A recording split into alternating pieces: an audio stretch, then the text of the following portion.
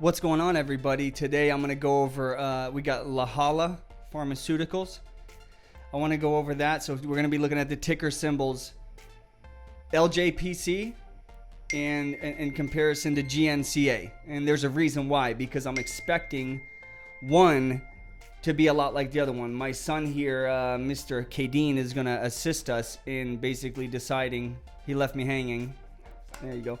He's going to basically sit in here because I want you guys to see that it's a lot like kids can understand this stuff. And the reason why you should get your kids to understand it is because imagine if you were already dealing with this stuff when you were as young as he is at just 11 years old. Then you'd be a phenom when the time came. All right, so what we're going to do first is we're going to look at LJPC. Okay, so LJPC had over 100% gain today. The reason why I was basically, I thought at the end of the day this thing was going to go down. And the reason why is because look what it did. It approached the 200-day moving average. It's right there. You can see it at the top, that pink line. That is your 200-day simple moving average. I'm going to go into my indicators, which I click that little gear right there on the right side. You see me clicking on that gear. Click on indicators, which is, you see that thing right above that box? Indicators. And then you have your lower chart, your upper chart. We're going to go to upper chart. We're going to change the EMA, which you got the EMA right there and the SMA here. We're going to change the EMA so that it's 913-200. I want two 200s. And the reason why is because I want that. I want the EMA and the SMA because you'll see there's obviously there's a clear difference in them. And that difference matters a lot.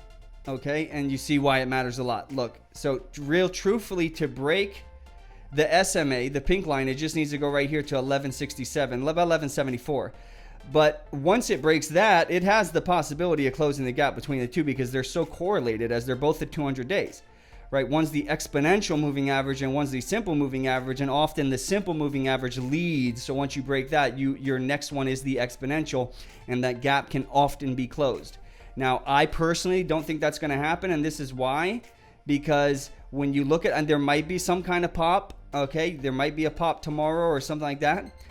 I guess I'm not even going to sit here and say that it definitely can't happen. What I'm going to say is there's no way I'd be investing in this at the moment. I would be waiting for a drop back down to there. Right where you see it. I see that 609, right, at 701 on the side there. I would be waiting for it to touch that red line, which is the 50-day SMA. The reason why is because, look, it's above trend. So if it cannot break, see, Katie, my son can see this. If it cannot break that line right there, if it has trouble breaking that, then what's going to end up happening is it's going to go back down. As it goes back down, the next trend line that will support it will be these two right here coming up, as you can see them. Let's zoom in on those. You can see those two coming up right there. And those two coming up will be breaking through that right there, which is the 50-day SMA, the red line. What that means is as the stock drops, it's going to get support from those and bounce back up. Now, the reason why I'm going to, rather than try to chase it or figure out what it's going to do, I'm going to be patient is because let's look at GNCA as an example. Looking at GNCA, which is nearly just did the same thing the other day, as you can see, almost the same exact thing, although it did it over a couple days. It went boom on the first day, boom on the second day, and it went all the way up to 1128. I want to look back at LJPC. LJPC 1128. Its high is literally 1128. They're both 1128 highs. You can see it right there. On that little box, the O is 555. That's the opening. The H on that little box is 1128. That is the high of the day. The L, which is 531. Can you see that, Kadeen? How it has the prices there. And the very bottom, it has 23M. That stands for 23 million volume. Now, the reason why that's crazy to me, because this is the exact chart that, well, not this one, but that chart GNCA is exactly what I'm hoping to happen to LJPC. So what it did was it broke out majorly, flew up to 1128, both of them. That was the high of LJPC today as well. So what I'm hoping for LJPC to do is the same thing this did, and that is a drop, as you can see, back down to what? Look what happened. Let's take a look at how crazy this is and why I'd rather be patient than chase. If you look close here, look at that. On the other stock chart, you see the red going through, just like you do here. You see the red line going through, and you see the two lines coming up, the maroon and the green line, which are the, as you can see right here, the 9-day and 13-day EMA, the exponential moving average. The most common thing I believe I see used in day trading is the 9 and the 13-day EMA. Very accurate metrics and technicals to use to determine bounces on a daily basis when a stock started moving. As you look to where it went, it's coming through the red one. On GNCA, came through the red one, just like they're trying to do on LJPC. So I know LJPC is up here right now, and I'm wanting it to go there. My attempt will be to get it when it goes there, just like it happened here. I want to get it when it goes there for the bounce up. Now, there may be a big drop tomorrow and then a huge drop, bounce up the next day, where, I mean, in this case, what was that? Let's look at what the difference was. The day following the 1128 high, it dropped down to 570. Then the very next day up to 721. That's like a, what is that? Hey Siri, what is 721 minus 571? 721 minus 5. What is 1.50 divided by 5.71? The answer is about 0.2626. So it's 26.26% gain. That's an amazing gain. So you see, son, why it's not smart to chase it there, right? That's where the other one is. Imagine, let's go back to the other one, LJPC. It's there right now. Look where it's at, right? It's way up there. That's what happened to the other one, which is GNCA. Look where it went. Same thing. It went way up there, right? If the other one follows the principle and drops down, look at the drop that's going to be coming. Why would you want to take the risk up there? Now, there's another factor. As you can see on this one, you see those blue and pink lines right there? The blue and pink lines right there at the bottom? They're hard to see a little bit, but they're right there. You see how they're right there? That is your 200-day SMA and your 200-day EMA. And the reason why those are so important, because that's your long-term support line. In the case of LJPC, which is the other one, you look at it and you find out that those actually are above. They're right there. They're at the top. Let's get rid of this real quick. Go back, open up, because I accidentally deleted my indicators. So let's go back and do the SMA, which got deleted. Set those up. Make sure. Okay, they're still there. So if you look, they're actually resistance. And what resistance means is, as a stock is going up on its chart, in its trajectory, it's going to run into stuff and then bounce back down. It happened today. It doesn't necessarily have to touch something to be rejected by it. It just has to approach it and get very close to it, and then it gets rejected by it, as was the case here. It got close and they were like, no, and then knocked it back down, knocked it all the way back down to $9.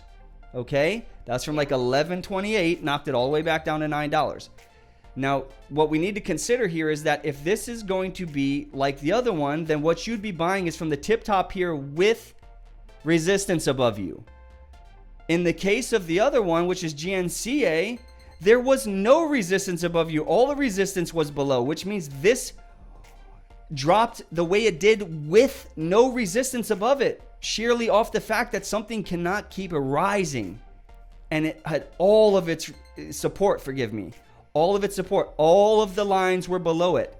That is when things tend to fly the most, because there's no resistance above it. It's literally just free flying, because there's nothing to smash it back down and bring it down to earth. So it just goes until essentially people go, holy shit, this is crazy, time to send it back down, right? Where the other one is already has lines set, the SMA, the 200 SMA and the 200 EMA sitting there above it saying, no.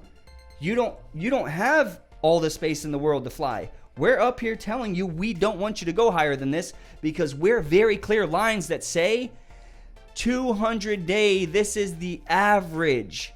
So if you're willing to pay a premium of 200% over what it was just a couple days ago for LJPC, not 200%, but 120%. Let's see what it was just 5 days ago. So what was it? 517. What are you going to really spend $12? That means you're going to pay a 200%, 150% premium from its low.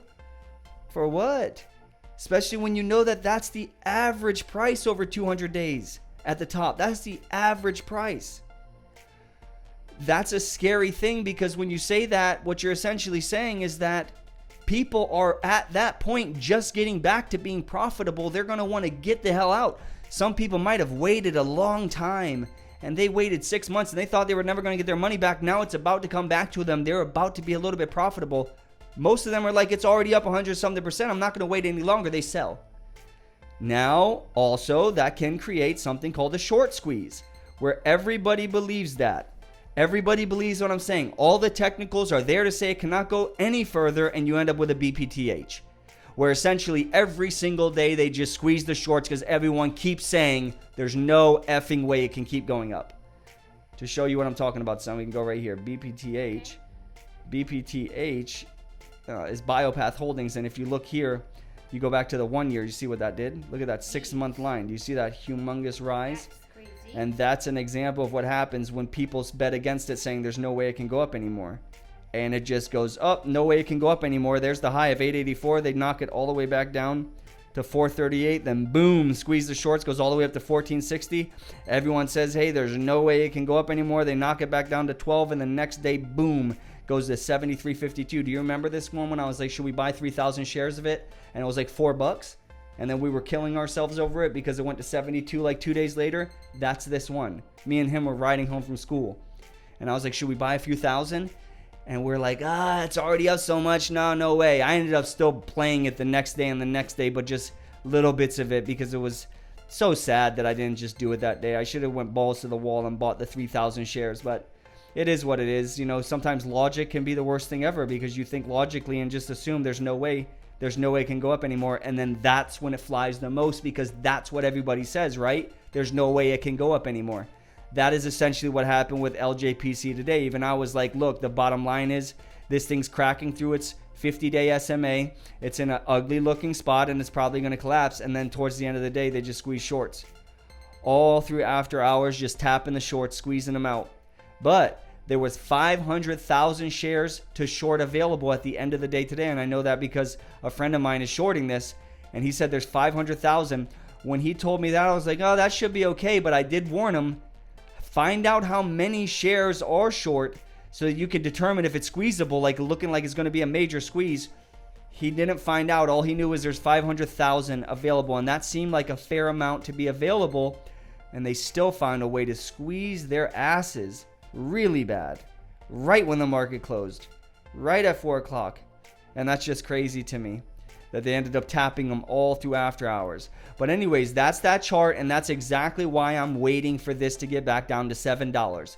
I'm waiting for this to get back down to 7 because on the 1 month, I'm looking at this right here to pass through. I'm looking at these ones right here to pass through there. But I'm not going to get it there. It's probably going to pass like that. And I will expect this to come back down. And as this is coming up, they'll bounce. So this will come through here.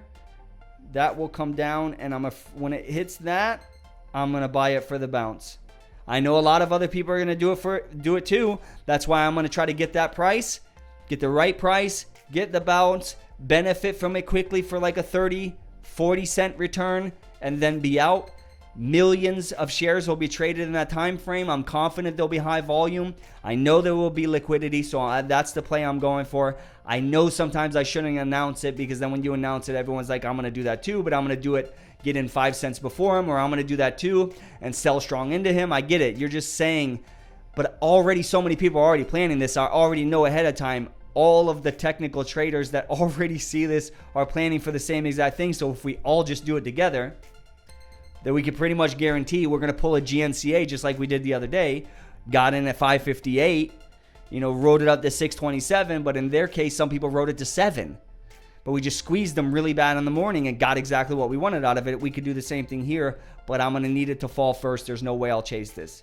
Anyways, that's GNCA. LJPC, how I see a correlation between their charts, why I'm going to play LJPC the same exact way as I did GNCA. I'm going to try my best to get it that way. You guys already know what I'm aiming for around that $7 mark.